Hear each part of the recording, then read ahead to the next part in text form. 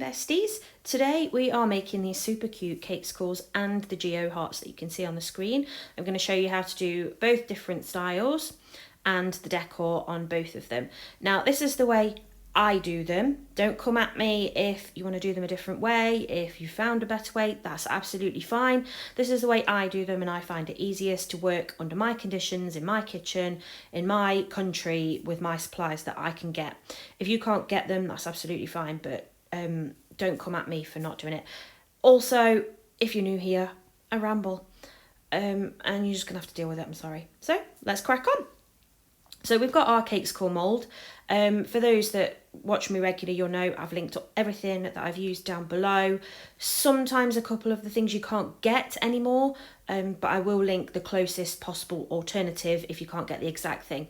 So to start with, we're just wiping our moulds out with some clear alcohol. You can also use lemon juice or white vinegar. And we've got some candy melts. Yes, I use candy melts, not chocolate, because they're pre-tempered and I hate tempering. They also set faster and are easier to work with. I've got my candy melts coloured with my rose, my oil-based colour mill. I've got my spatula resting in warm water. So you need to make sure you wipe this before you use it. So I think I'm just going to give you a little demonstration there, just in case you don't know how to wipe. There's me grabbing the towel. There you go. This is how you wipe a spatula, just in case you didn't know. So yeah, we need to make sure we're wiping it so that we don't cause our chocolate to seize. And I've got the mini sticks. I will try to link these for you. Sometimes they're not available. I do prefer the mini ones. I don't like the full size ones. The full size ones look a bit bizarre in the small Cakesicles, in my opinion. And this is my daddy tool. This is my acrylic ball tool. You can't get this specific one anymore. They don't make it, but I will link a similar one for you. And it's a godsend for doing these. It really is. It really does make it much easier. So we're starting out by putting our chocolate into our mould. Again, I've used candy melts. You can use normal tempered chocolate. You will need to temper it. I don't temper, so I haven't shown how to do that. Again, like I say, I don't like it. It's a pain in the bum. Get pre-tempered. And before you come at me saying, well, you know, candy melts aren't real chocolate. No, white chocolate is real chocolate. It's not made in the same way. It doesn't contain chocolate. It's an emulsification of other products. It is not actual chocolate. So, you know, get off your high horse. Okay, so now that's over with. We are popping the sticks in, and I put a little knife across because I don't like it when the sticks bend downwards, and that will happen if you don't. Gravity just makes them bend and then they come out all bent, and it makes it hard to put the cake in as well.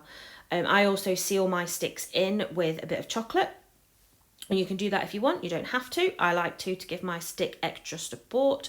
I have done lots of trial and error with these. I've broken a lot in the past. Happy to say I'm at a point now where mostly they come out all in one, and I don't break any. Touch wood, I will probably break like everyone I use next time, of course. So we just made those in a plain pink, and then we're going to pop them in the fridge. And now we're making the geo hearts with my favourite spatulas. I've linked those down below too. I don't know why I'm singing at you. So we're just colouring a small amount, darker pink. Make sure you're shaking this stuff up, guys. This is the 100ml bottle, and it does last loads longer than the 20mls. But obviously it is a lot more expensive, so it's completely up to you. Some of the colours I don't use as often. I buy in the 20mls. So like your greys and you know, just colours you don't use as much, blues, greens, things like that. But the pinks, the blushes, all the ones like that, I do buy in the 100mls. So this is the brush we're going to use. It's quite a long, pointy brush. It's probably got a real name. Don't know. I'll link it for you below. These are ones specifically for cake decorating, so they don't lose bristles. So you're quite safe with them. And we're just dabbing it on into the clean mould. Remember, we cleaned it out with the clear alcohol or white vinegar or lemon juice if you don't want to use alcohol earlier. And that gives us the lovely shine and make sure there's no grease or watermarks left behind in the mould. We're just dabbing it on. Again, candy melts are really good for this because they're so thick, so they don't drip or run when you do this technique. With real, in air quotes, chocolate, you might find it be a bit runny, so you just need to be careful with that and obviously modify accordingly. I do sometimes water my candy melts down with Trex or Crisco if you're in America, solid vegetable fat basically, to make it thinner if it is too thick, but not when I'm doing this little Dobby technique. So that's a real word, right? Dobby? No, that's a character in Harry Potter, isn't it? I don't even watch it. So anyway, we're doing one dotty and we're doing one plain. So we're using our acrylic ball tool as before to smooth it round the mould. Now, this isn't a brilliant technique. I didn't learn this off anyone else. I just kind of came up with it on my own. I'm sure others probably do it. Some use the sticks, some use a spatula, some use a brush. I find this gives me the best way of not getting marks in the bottom of it. So we're going to pop those in the fridge, and while they're in the fridge for 10 to 15 minutes, we're going to make our filling. Forgot the word. Do apologise. So I've got some cake crumbs here. I've whisked these up in a food processor. Obviously, you could do it by hand or you can use a stand mixer. It's completely up to you. You do get a nicer crumb, a finer crumb, and then a smoother cake dough at the end if you use a food processor. So I'm just using a small amount of buttercream. You can also use ganache or a salted caramel, a lotus biscoff spread if you want to, anything really, other than something that's going to need refrigerating. So don't use cream cheese or cream or anything like that that's going to need to be kept in the fridge, because we don't want any use by situation problems.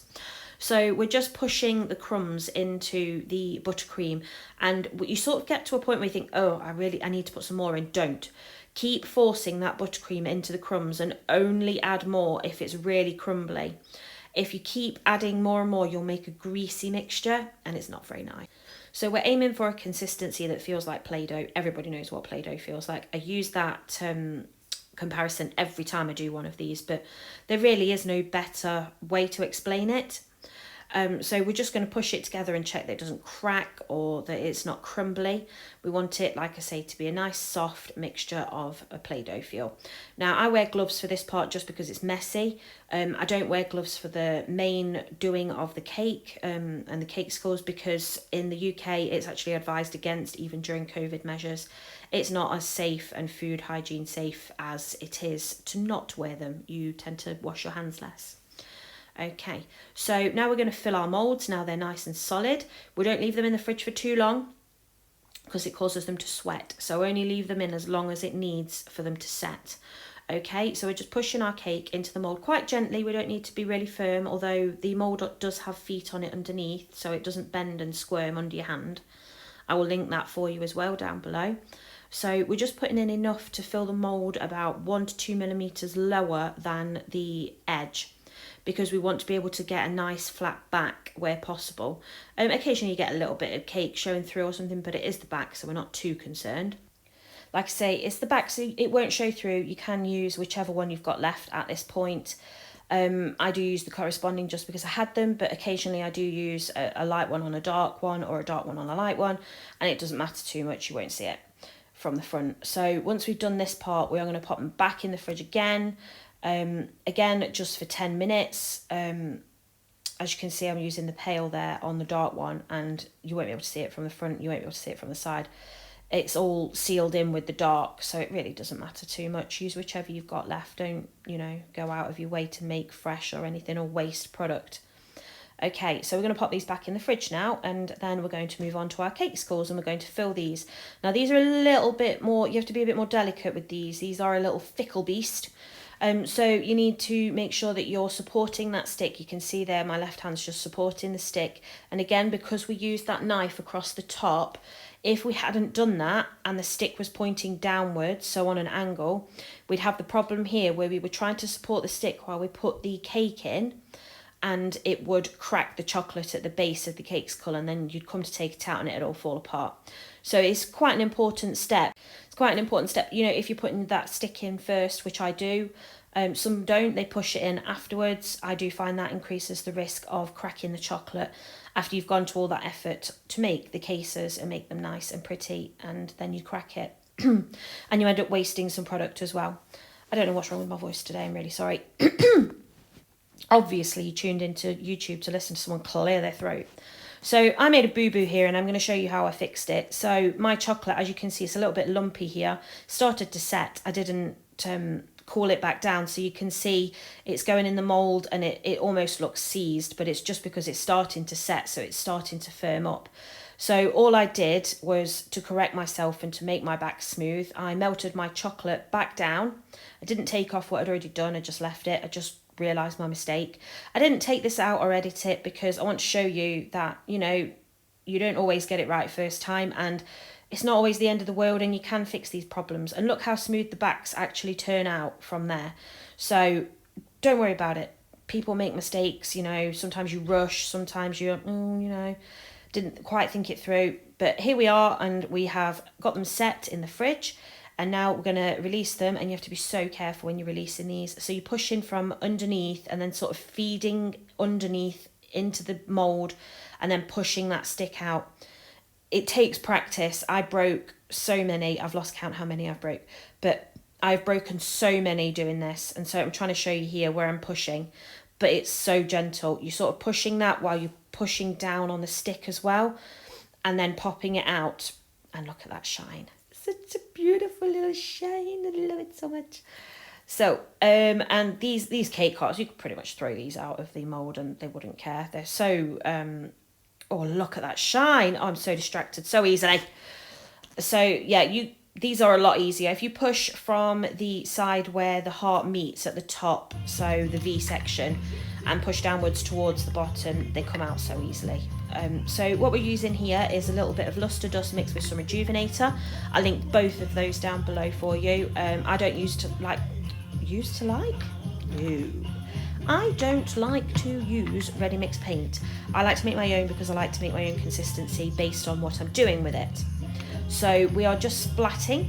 I don't know, has it got a name? Splatter? I don't know. I'm making my own techniques up here, okay? So we're just splatting it on. This is the splatter technique. You know, copyright me. No, don't come after me for that. So yeah, we're just splatting it on. There really is no skill involved. If you want a lighter splat, carefully fill your brush, but then splat it first onto a piece of kitchen towel or just away from your Cakesicles, and then you'll get a much finer splat. If you want a slightly thicker or heavier or a mixed, do it straight off. So now we're going to do the paintbrush technique. Now I'm using quite a thick, floofy brush. I don't know what else to call it. It's floofy. I'll link the specific brush for you down below. I will also link this mix for you. This is a Happy Sprinkles mix. I normally do show you the packet. I don't know what was wrong with me today, but I didn't. So I will link that down below for you. And this is a cool little tray I got. That's got a little funnel on the bottom so that you can empty it back in really easily.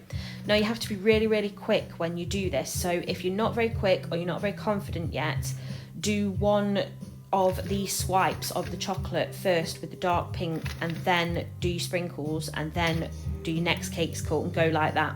Don't try and do them all at once if you're not confident or you're not quick enough. I personally, I've done a lot of these, and I will still only do 2 or 3 at a time at the most, because you just can't work quick enough, especially with candy melts. They set too fast. Okay, so now we're going to decorate the cake hearts. This was all a corresponding set to go together, and I'll show you how I put it all together at the end as well, because I put it together with a few cupcakes as well in a little treat box. So we're using a little bit of the dark pink, the same. I liked the tone on tone, the same match, rather than doing the pale one. I wanted to do the dark one, and then the sprinkles are all quite pale, so I liked the way that looked. Obviously you can mix it up and use the pale or even a different colour if you wanted to, but we're just using a disposable piping bag and snipped a very tiny little bit off the end. Always test it first as well. Don't just go straight in and think, oh yeah, that'll be all right, and then sometimes it's too fine, it's too thick, and it just looks messy. So I'm just doing a little bit of a bonus section here and showing you what else I did with this treat box. So I used a tip 1M, and I popped these little toppers on that I made previously. I didn't show you how to make those, but it is just a sweet stamp painted with gold. Really simple and so effective. And I did 2 cupcakes like that, and they all correspond together, and this is what we ended up with. So that's the little collection of Cakesicles and cake hearts, all taken on a white backdrop. I always take all my photos on a white backdrop. I just think it's much more versatile to have them on a plain backdrop. I did also, as you can see, pop the little mini bows on there. You can get those on eBay if you just type in mini ribbon bows or something like that. There's tons of them. I don't think they do them on Amazon. I'll try and link them if they do. And these are the close-up of the cake hearts. And I'm going to give you another little close-up of the Cakesicles again, because why not, you know. And obviously, don't forget to like and subscribe for me. I am only a small channel and it really does help. So this is the final result of the cake box and the treat box, sorry, as it was and as it went out. Thanks for watching. I hope you enjoyed. Sorry about my rambling. See you later.